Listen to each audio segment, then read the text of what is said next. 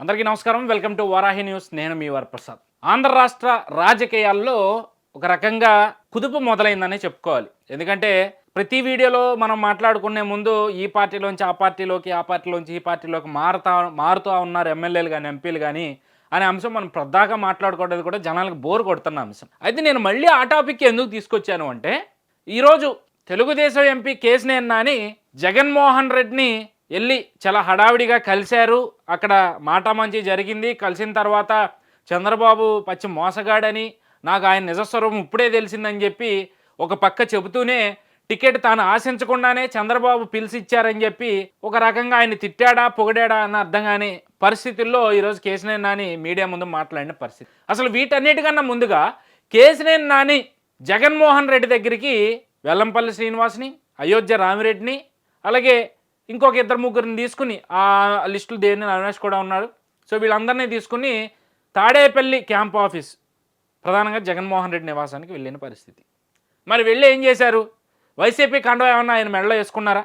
వైసీపీలో చేరుతున్నారని చెప్పి 2 రోజుల నుంచి కూడా హడావిడి నడుస్తూ ఉంది కదా.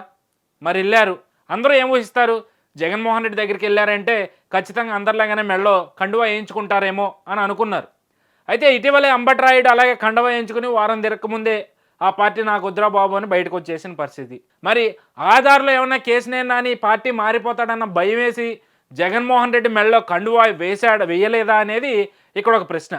అయితే వీటన్నిటికన్నా ముందుగా మనం మాట్లాడుకోవాల్సింది, మనందరం ఇప్పటివరకు ఏం మాట్లాడుకున్నాం? కేశినేని నాని వైసీపీలోకి చేరుతున్నాడు అని. కానీ కేశినేని నాని జగన్మోహన్ రెడ్డిని కలిసినప్పుడు నాని వైసీపీలో చేరాడా, లేదంటే జగన్మోహన్ రెడ్డిని టీడీపీలోకి తీసుకొచ్చాడా అన్న ప్రశ్న లేవనెత్తింది.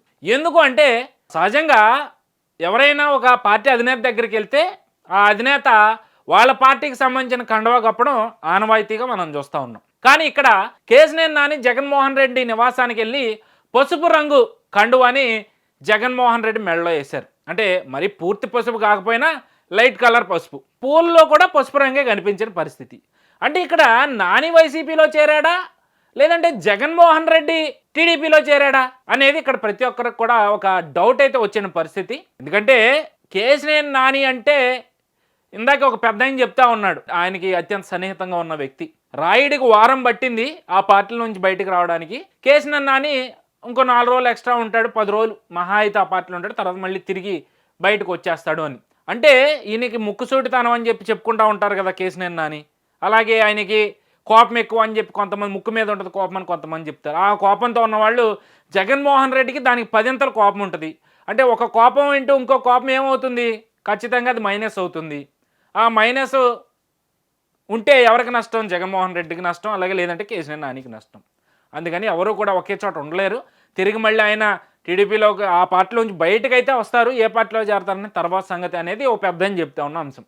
అయితే నేను ఫైనల్గా చెప్పదలుచుకున్న పాయింట్ ఏంటి అంటే, ఇందాక నేను చెప్పినట్టుగా జగన్మోహన్ రెడ్డి టీడీపీలో చేరాడా, కేశినేని నానిని చంద్రబాబు నాయుడు పంపించి జగన్మోహన్ రెడ్డి మెడలో పసుపు కండువా వేశారా? మామూలుగా పసుపు అంటేనే నిద్రపట్టదు జగన్మోహన్ రెడ్డికి. మరి అలాంటి పసుపు కండువా ఎలా వేయించుకున్నాడు? ఎన్నికల దగ్గరికి వస్తున్నాయి కాబట్టి ఏదో ఒక దానికి తల వంచాలని చెప్పి కేశినేని నాని ముందు తల వంచాడా అనేది ఇక్కడ ప్రశ్నార్థకం. ఏదేమైనా కొంచెం చూడడానికి ఇంట్రెస్టింగ్గా అనిపించి సో ఈ అంశాన్ని మీ ముందుకు తీసుకురావడం జరిగింది. నేను కూడా, నాకు కూడా ఒక చూడగానే ఫస్ట్ సరే నార్మల్ కప్పారేమో అని అనుకున్నాను, కానీ రెండోసారి చూసినప్పుడు అర్థమైంది, అదేంటి పసుపు కలర్ కండువా వేశారు మెడలో, పసుపు కలర్ పూలు ఇచ్చారేంటి అని డౌట్ వచ్చింది. సో చూసేవాళ్ళు కూడా అదే మాట్లాడుకుంటా ఉన్నారు, నాని ఆ పార్టీలోకి వెళ్ళాడా లేదా జగన్ ఈ పార్టీలోకి తీసుకొచ్చాడా అని.